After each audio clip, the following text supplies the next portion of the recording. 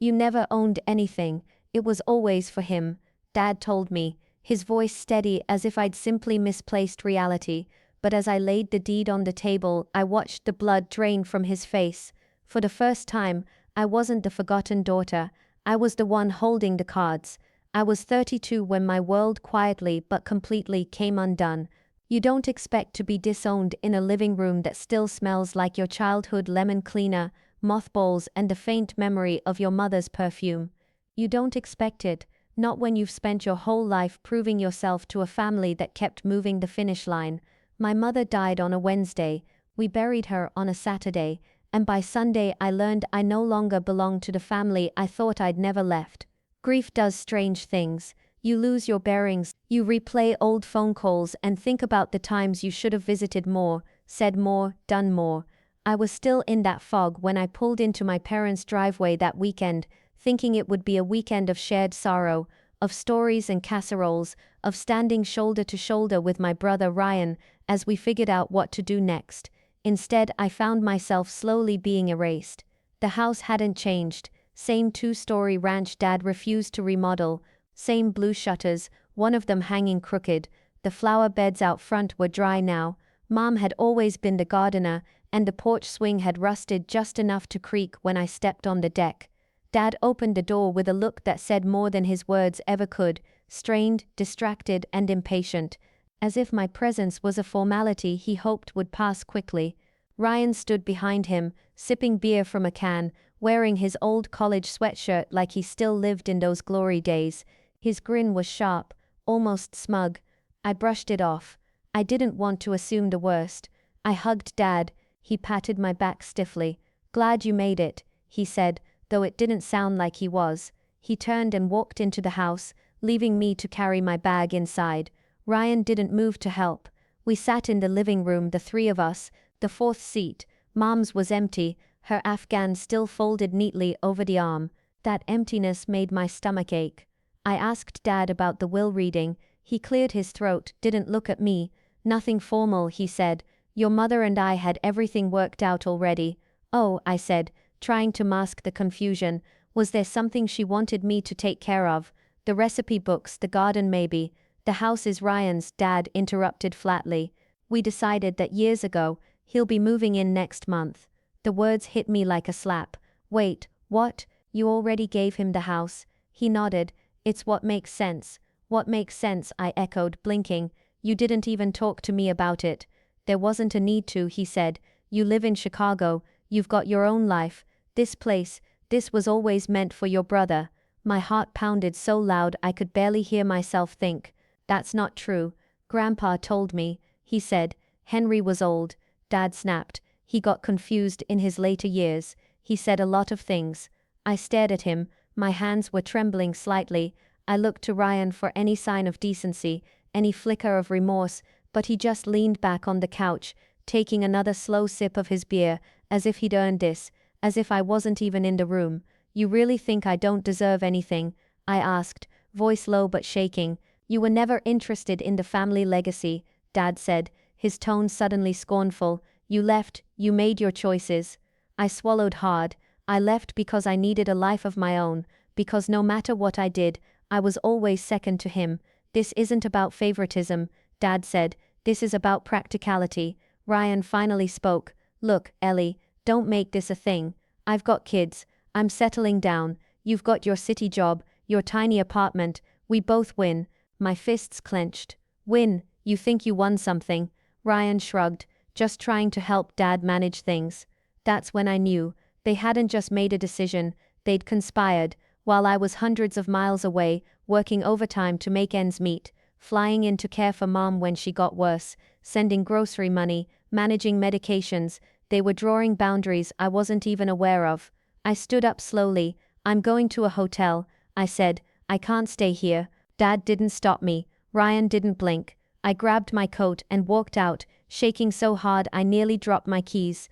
I drove 15 minutes north and checked into a motel off the highway, the kind with peeling wallpaper and flickering lights, but I barely noticed. I couldn't stop hearing Dad's words. It was always for him. Hours passed. I sat on the bed, numb, staring at the ceiling. I thought about all the birthdays I spent in that house, the times I vacuumed every rug before Mom's bridge club, the winter nights I stayed up late helping her through her tremors. I thought about how often I said yes when Ryan said no, and I thought about Grandpa Henry, his gravelly voice, his firm hands, the day he pulled me aside when I was 24. "I want you to have this house one day, Ellie," he'd said. "Don't let your father twist things around. This place has heart. And you've got more of that than anyone I know."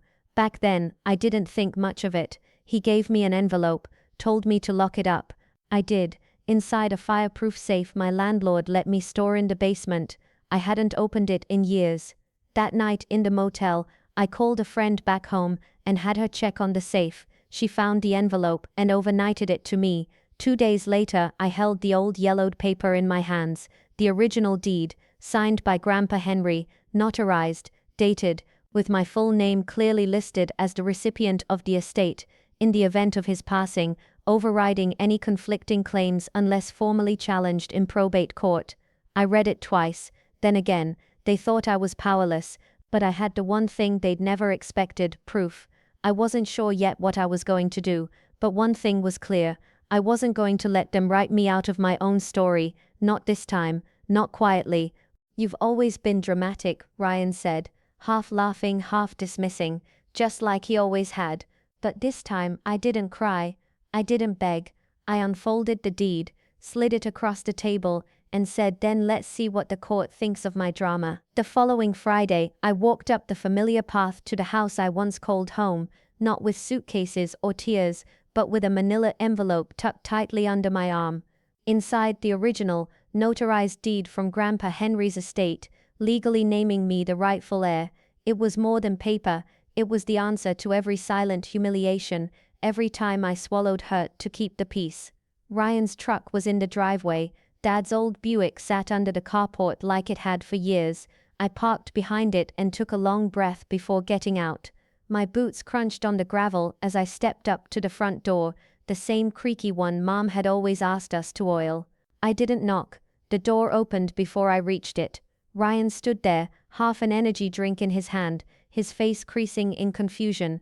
"You came back." I smiled, but there was no warmth in it. "We have unfinished business."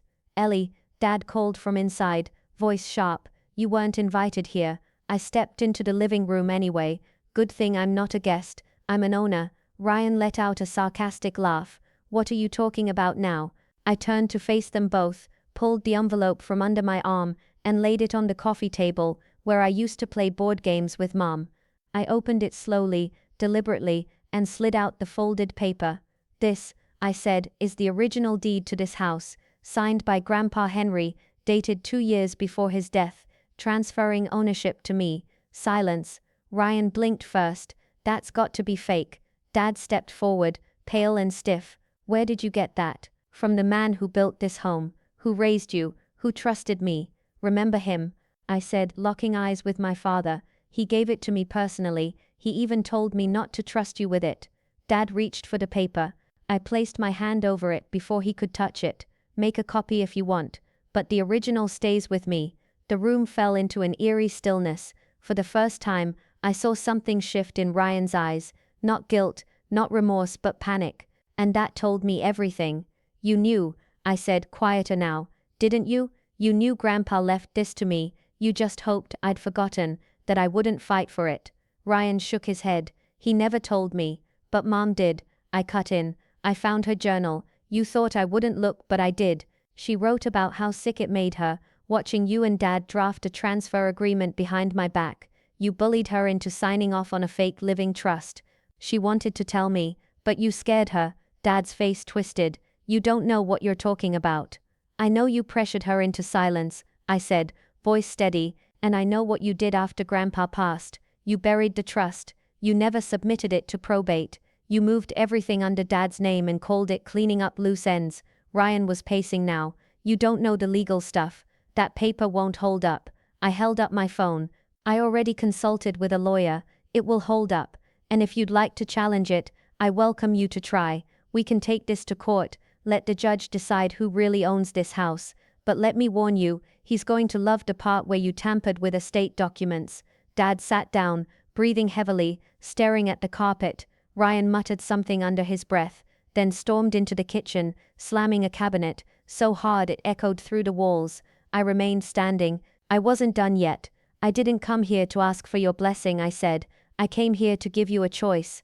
Dad looked up. What choice? Either we handle this quietly, with me assuming legal possession, and you both walking away without further legal trouble, or I file a claim for fraud, estate tampering, and inheritance theft. Ellie, come on, Ryan called out from the kitchen. You're really gonna do this over a house? No, I said, turning toward him. I'm doing this because I let you treat me like a second-class daughter for too long. I'm doing this because Mom deserved better, and I'm doing this because you counted on my silence. That ends today. They didn't speak again for a while. I let the weight of it settle in. Finally, Dad sighed. A long, tired sound that didn't feel like surrender, more like exhaustion. We didn't think you'd care this much. I stared at him. You thought wrong. I picked up the deed and turned to leave. I'll expect a signed relinquishment of occupancy by the end of the week. If not, my attorney will be in touch. Ryan's voice followed me to the door. You're not the same person you used to be.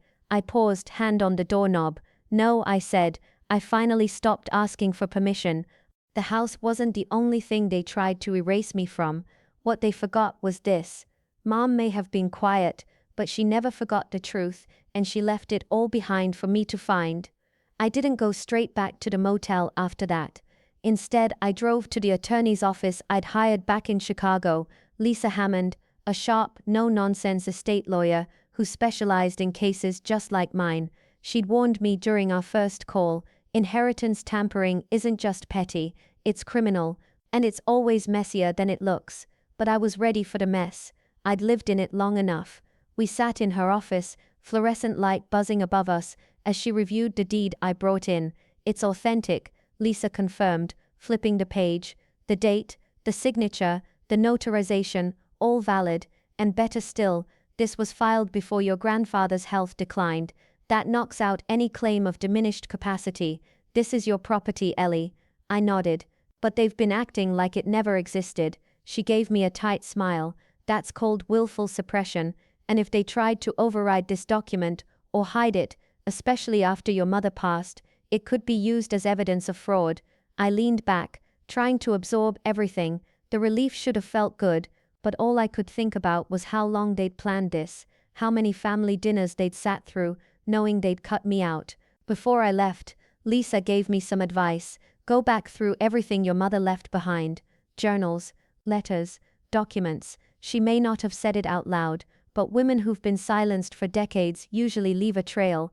Those words echoed in my mind as I drove back to the house the next morning, this time, legally armed and emotionally armored. Ryan and Dad weren't there, a good sign, probably too embarrassed to face me again after yesterday. I let myself in with the old brass key Mom had given me when I was 16. The lock still turned like muscle memory. The house was quiet, eerily so. The only sound was the grandfather clock ticking steadily in the hallway. I walked past the living room, where the floral couch still bore the imprint of Dad's tired body, past the kitchen where I used to help Mom peel potatoes, and into the master bedroom. It smelled faintly like lavender and cedar, just like Mom always kept it.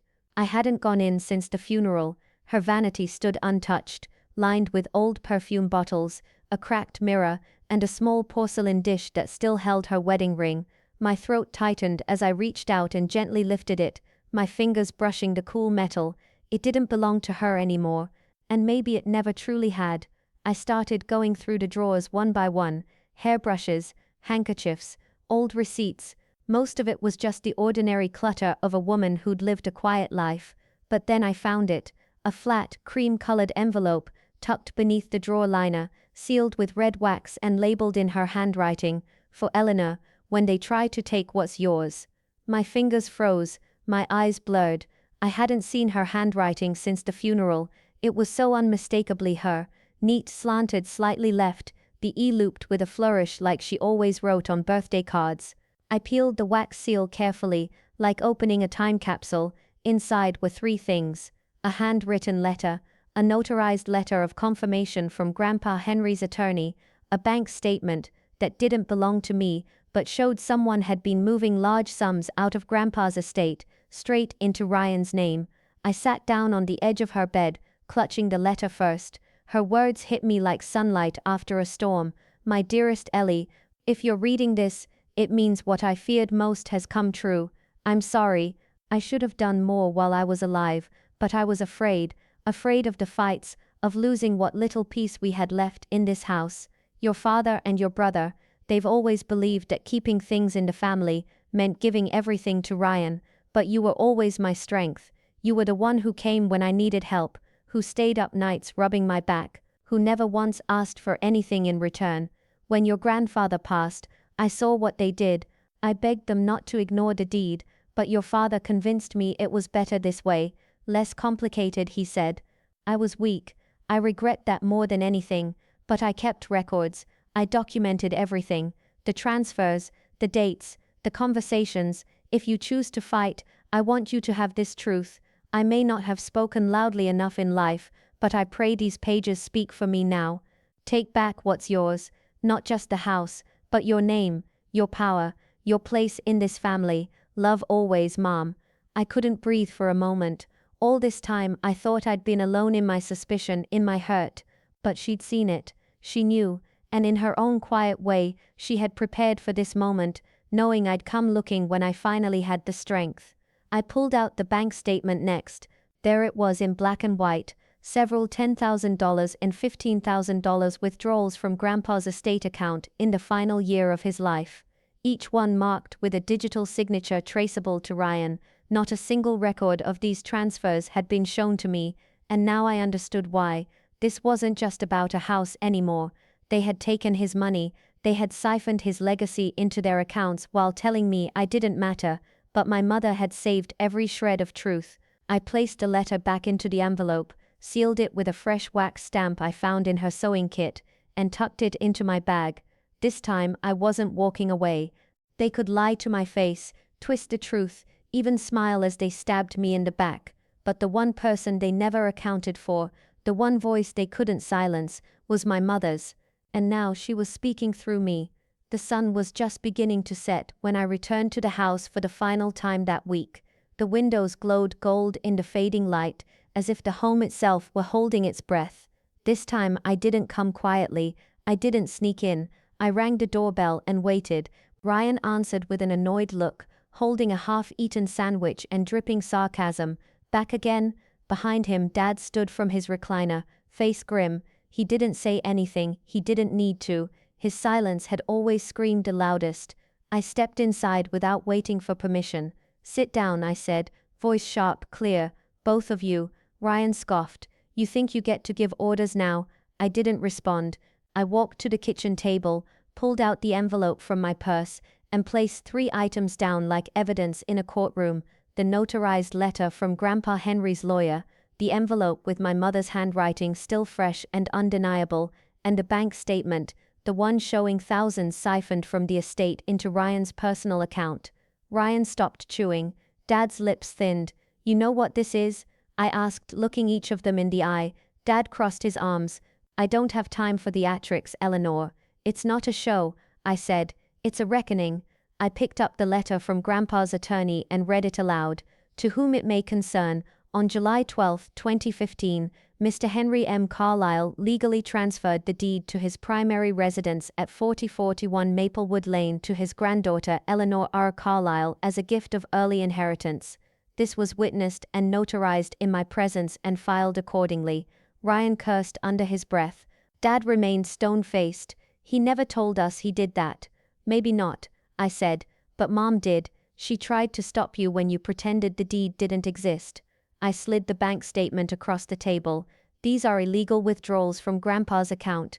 That money was meant to cover taxes on the property, funeral expenses, his final medical bills. Instead, it went straight into your account, Ryan. He flinched. I did what I had to do. You don't understand what it's like to run a family. No, I snapped. I understand what it's like to be erased from one. Dad shifted uncomfortably. Your mother had no business involving herself in our decisions. She always made things more difficult. I stared at him, the weight of 1,000 memories sitting in my chest. You mean she made things difficult by caring? I asked. By writing down everything you tried to cover up.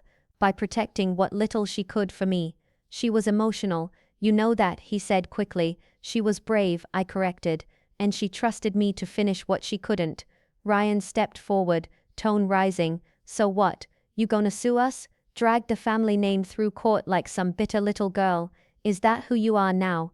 I stood straighter. No, I'm not a bitter little girl. I'm a grown woman with every legal right to this home, this land, and the truth. You gambled that I'd stay silent, that I'd be too scared, too soft. He looked away. He couldn't meet my eyes anymore. I offered you a quiet exit, I said. That offer's gone now. Dad exhaled sharply. You're blowing up your family over a piece of paper. I leaned closer. You blew it up when you told me I never owned anything, when you decided Ryan deserved it more, when you treated me like a footnote in my own family.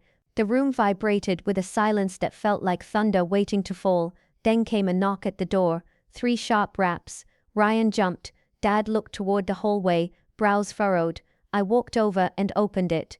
Lisa stood there, my attorney, hair pulled back, briefcase in hand, and a copy of the deed under her arm. She smiled at me, then looked past my shoulder into the living room. Good evening, gentlemen, she said smoothly. I'm here to serve formal notice of property transfer and request your vacate date. Ryan swore loudly. You brought your damn lawyer. Yes, I said, because I'm done waiting for you to respect me. Lisa handed Dad the document. This home is now legally and publicly registered under Miss Carlyle's name. You have 14 days to vacate.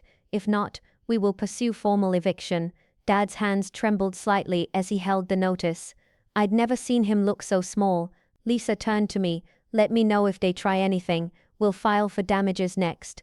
I nodded. Ryan started yelling, calling me names, saying I was tearing the family apart, but I didn't even flinch. His voice meant nothing to me now. He could scream, he could curse, but he couldn't take away what I had reclaimed.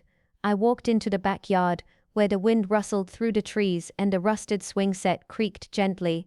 I sat on the porch steps, where I used to eat popsicles as a child, and let myself feel everything, the pain, the vindication, the quiet ache of justice. For the first time in years I felt rooted, like I belonged, not because they let me, but because I took it back. The house was mine now, but it wasn't just the deed that mattered, it was what the walls still remembered, the quiet whispers, the secrets hidden in corners, and the voice of the one woman who never gave up on me, even after she was gone.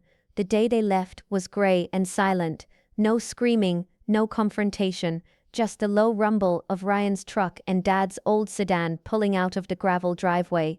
No goodbyes, no apologies, just the echo of an old life being hauled away in cardboard boxes. I stood by the window with a cup of coffee, the house finally mine again, legally, emotionally, and spiritually, yet something still didn't feel finished, like there was one last puzzle piece waiting to click into place. The following morning, as I walked through the holes in my slippers, I looked up at the ceiling in the hallway. The attic latch was still there, untouched since before Grandpa passed. I hadn't thought of it in years. Something told me to pull it down. Dust rained from the ceiling as the ladder creaked open. I climbed slowly, step by step, flashlight in hand. The attic was dark and cold, the air dry like parchment. Boxes lined the far wall, labeled in Grandpa's scratchy handwriting. Tools, Christmas lights, Mom's things, and one box, set apart, no label, just a strip of black tape sealing it shut. I sat down cross-legged, heart pounding, and opened it. Inside I found more than I ever expected. A series of cassette tapes, dated from the 1990s to early 2000s, several handwritten notebooks, a photograph of me at age 10, standing in the garden with Grandpa, his hand proudly on my shoulder. I picked up the first notebook. My grandfather's writing again, only this time it was a journal. March 2nd, 1998. Ellie helped me fix the birdhouse today, smart as a whip. Ryan got bored halfway through and wandered off. I see something in her, a fire. I want her to have this place one day. She sees it, feels it, she'll understand what it means. Page after page, he chronicled moments I'd long forgotten, days I thought didn't matter, but he remembered them, and slowly a picture formed, not just of a house passed down, but a legacy of quiet loyalty, of connection, of love. He had chosen me long before the paperwork was ever signed. The tapes were even more surprising. Grandpa's voice crackled through the player I dug up in a nearby box. If you're hearing this, Ellie, it means they tried to keep this from you. I knew they would. Your dad, well, he's always had a strong sense of entitlement, and Ryan, he never had the heart for this land. But you, Ellie, you did. You saw the soul in it. I want you to know I was proud of you, always, even when I didn't say it enough. I wiped my face with my sleeve as I sat in that attic, tears sliding freely. All those years I thought I was overlooked, unchosen, and yet here it was, the truth preserved in dusty boxes and old tapes. I stayed up there for hours, reading, listening, grieving. That night, I lit a candle in the kitchen. I placed my mother's letter and Grandpa's photo side by side on the table. I cooked her favorite dish, chicken pot pie with extra thyme, and poured a glass of sweet tea like she used to on summer nights. And I spoke out loud.